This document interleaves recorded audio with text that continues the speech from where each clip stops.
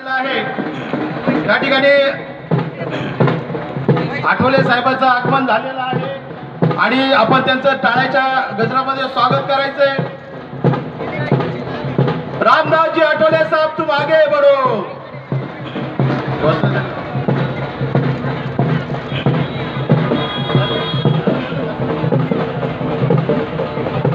या ठिकाणी चिंचवड विधानसभेच्या आमदार अश्विनीताई जगताप यांना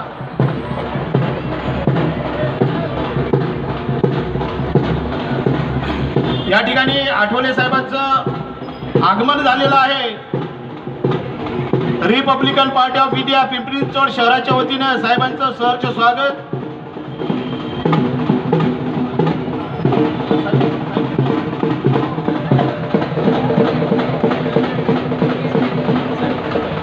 मी ताईंना विनंती करतो, अश्विनीताई जगताप आमदार चिंचवड विधानसभेच्या यांना विनंती करतो की आपण आपलं मनोगत व्यक्त करायचं। या ठिकाणी रिपब्लिक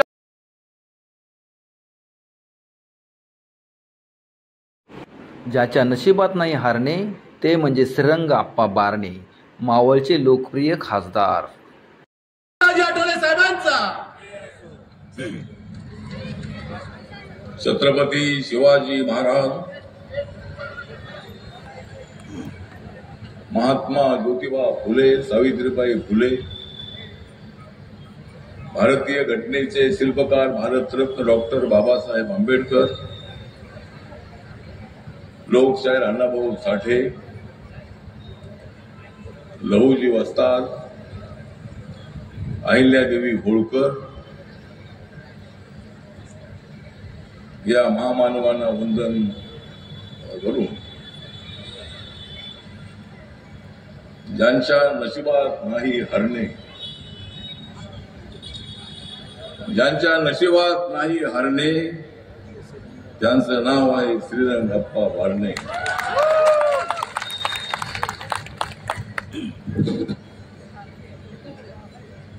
नरेंद्र मोदींना निवडून देण्यासाठी तुमच्या समोर फारच अनेक आहेत कारणे।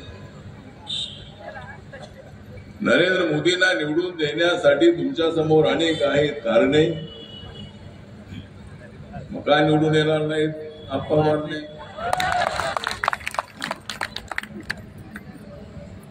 गेल्या 10 वर्षापासून अत्यंत देशाला गतिशील दिशेनं घेऊन जाणारे नरेंद्र मोदी गावागावातली बोलत आहे दादी, गावागावातली बोलत आहे दादी, तिसऱ्यांदा प्रधानमंत्री होणार आहेत नरेंद्र मोदी। नरेंद्र मोदीजी या देशामधला अत्यंत खमक्या नेता आहे। जेवढ्या लोकांना एकत्र यायचं असेल त्याने एकत्र या, पण या महाराष्ट्रामध्ये माननीय एकनाथ शिंदेजी, देवेंद्र फडणवीसजी, अजितदादा पवार आणि या पट्ट्या आहे नरेंद्र मोदींच्या सोबत। नरेंद्र मोदींना हरवणे येण्या गबाळ्याचं काम नाही। नरेंद्र मोदी विचार करून देशाचं काम करतायत। सर्वसामान्य माणसाला वरती आणण्याचा प्रयत्न करतायत। सामाजिक न्यायासोबतच आर्थिक न्याय देण्यासाठी सातत्याने ते प्रयत्न करतायत। गरीब कुटुंबामध्ये जन्माला आलेले नरेंद्र मोदी, ओबीसी समाजामधून आलेले नरेंद्र मोदी, नरेंद्र मोदी तेली समाजाचे आहेत। नरेंद्र मोदी जरी हिंदू असले तर नरेंद्र मोदी सर्व धर्मियांना सोबत घेऊन जाणारे नेते आहेत। सबका साथ सबका विकास हा तर आहे नरेंद्र मोदींचा नारा, म्हणून जागा होत आहे भारत सारा। नरेंद्र मोदी जे आहे आज या देशामध्ये चमकणारा तारा, म्हणूनच 2024च्या निवडणुकीमध्ये आम्ही वाजवणार आहोत काँग्रेस आणि इंडिया आघाडीची बारा।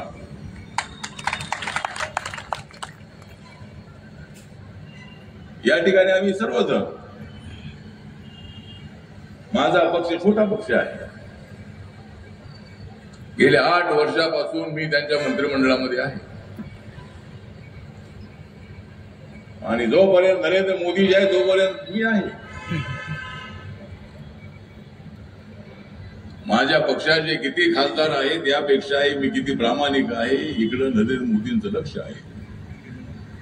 अरे रामदास आठवले भाषण. माझा पक्ष सर्व देशाच्या सर्व राज्यामध्ये आहे. अंदमान निकोबार मध्ये सुद्धा माझ्या पक्षाची स्थापना झालेली आहे. लक्षद्वीप मध्ये लवकरच माझ्या पक्षाची स्थापना होणार आहे. नातू आहे तुम्हाला. नागालँड मध्ये माझ्या पक्षाचे 2 आमदार आहेत. हा व्हिडिओ कॉल कर म्हणे अशिंद. आसाम असेल, त्रिपुरा असेल, अरुणाचल प्रदेश असेल, सिक्कीम असेल, मिझोराम असेल, मणिपूर असेल.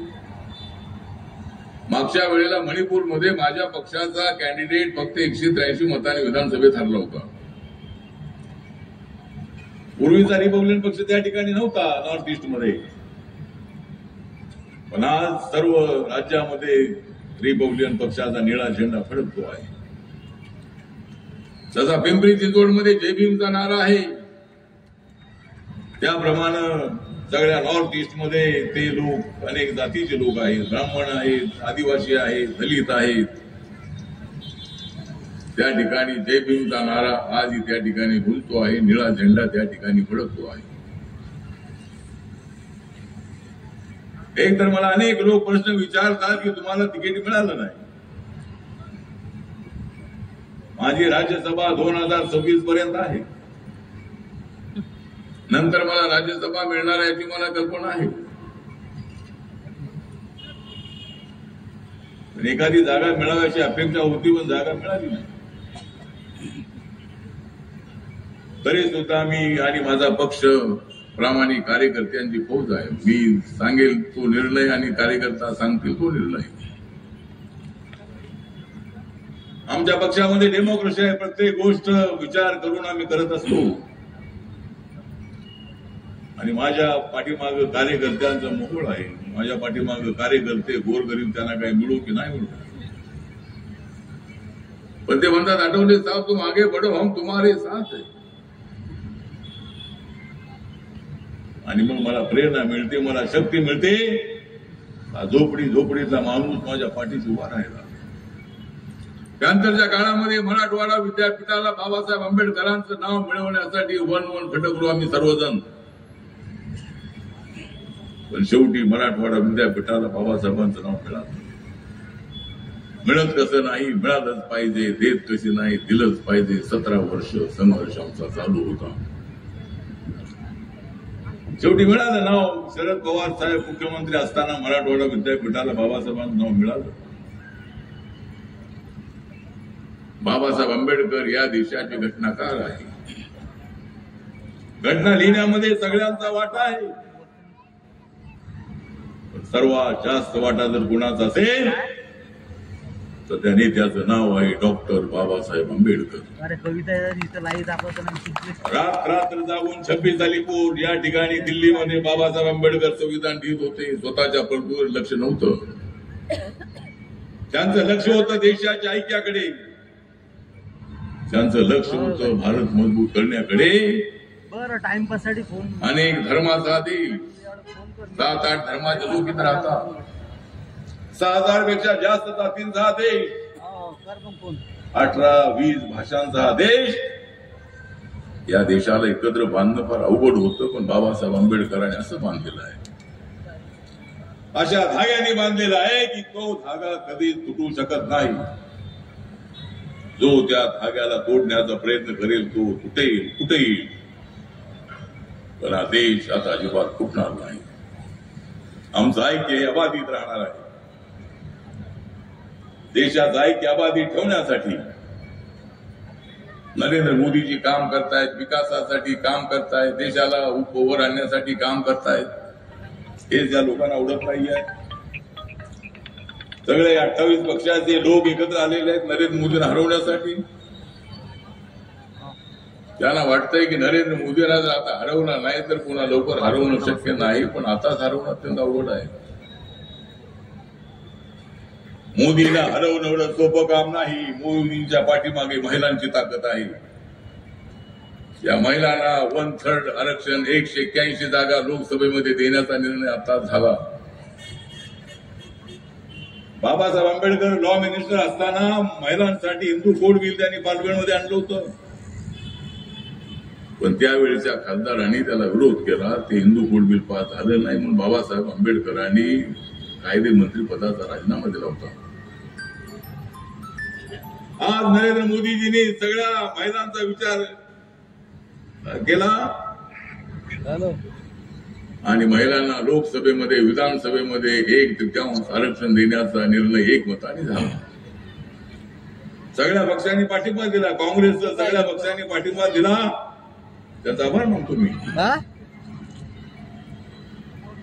कारण महिला आरक्षणाला यावेळेला विरोध केला असता तर सगळ्या महिला विरोधामध्ये गेल्या असत्या. त्यांच्या इथून सभा संपली की त्याला दिला पाठिंबा दिला, एकमताने बिल पास झालेला आहे. आर्थिकदृष्ट्या मागासलेला जो समाज आहे, समाज नाही परंतु जे कुटुंब आहे,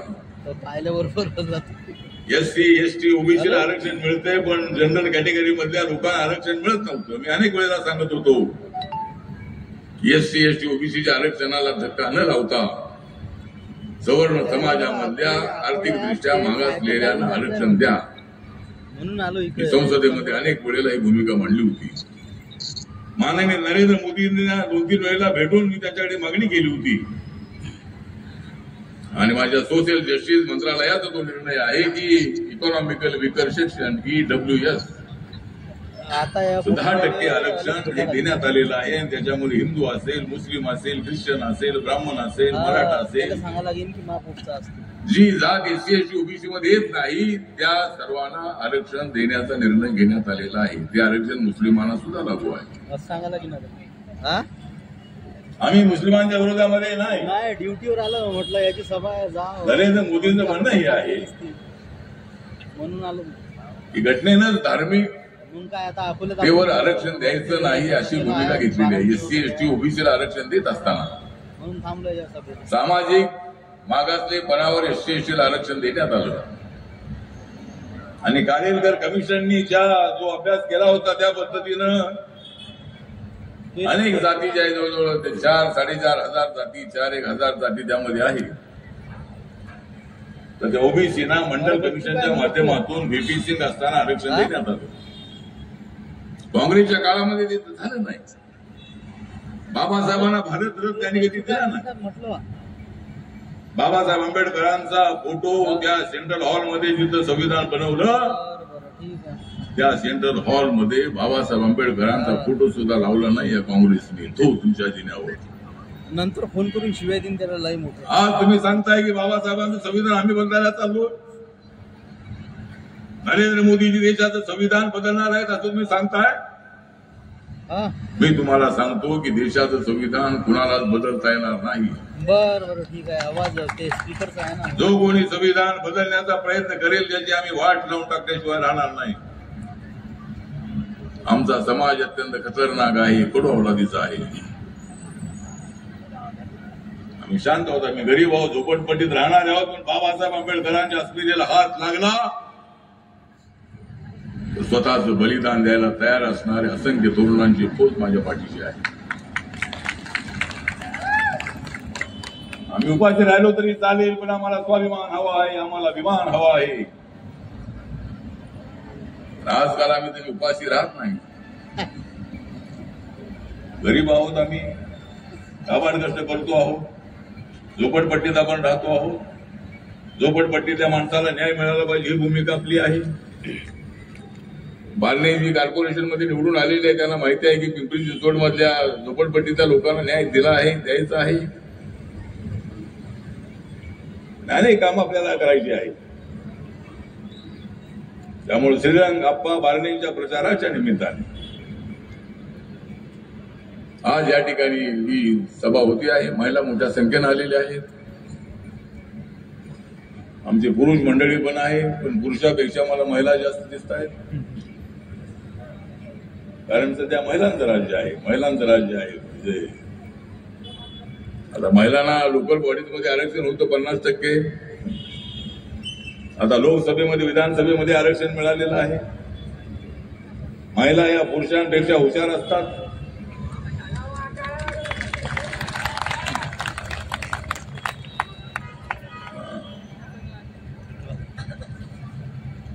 महिला ज्या आहेत त्या महिला अत्यंत ऍक्टिव्ह असतात. काबाड कष्ट करण्याचं त्यांच्याकडे फार मोठं मनोधैर्य असतं. स्वतःच्या घरचा स्वयंपाक करायचा, मुलांना सांभाळायचं, नवऱ्याला सांभाळायचं. मुलांना सांभाळणं सोपं आहे, पण नवऱ्याला सांभाळणं फार अवघड. आणि नवरा रात्रीचा कार्यक्रम करणारा असला तर फार अवघड काम. बरोबर आहे. ठीक आहे, महिला प्रामाणिक आहे, रोज काही ना काहीतरी काबाड करत असतात. आणि आपलं कुटुंब जे आहे त्या झोपडपट्टीतल्या माणसाला पूर्वी कच्चं घर होतं, आता हळूहळू 4 पैसे कमवून त्याने विटांचं घर बांधलेलं आहे. एक माळा बांधून दुसरा वरचा माळा बांधलेला आहे. हळूहळू थोडी थोडी चांगली प्रगती आपण करतो. त्यासाठी आपल्याला काम करायचं आहे. आज इथं अश्विनीताई जगताप आपले आमदार आहेत. लक्ष्मण जगताप यांचं मोठं योगदान आपल्या पिंपरी चिंचवडसाठी मिळालेलं आहे. त्यांच्याशी माझे अत्यंत जवळचे संबंध होते. ते ज्यावेळेला आजारी होते त्यावेळेला त्यांना 2-3 वेळा जाऊन भेटण्याची त्यांना भेटून आपण आलो होतो. अत्यंत पिंपरी चिंचवडवर प्रेम करणारा अशा पद्धतीचा तो माणूस होता. अचानक ते गेल्यानंतर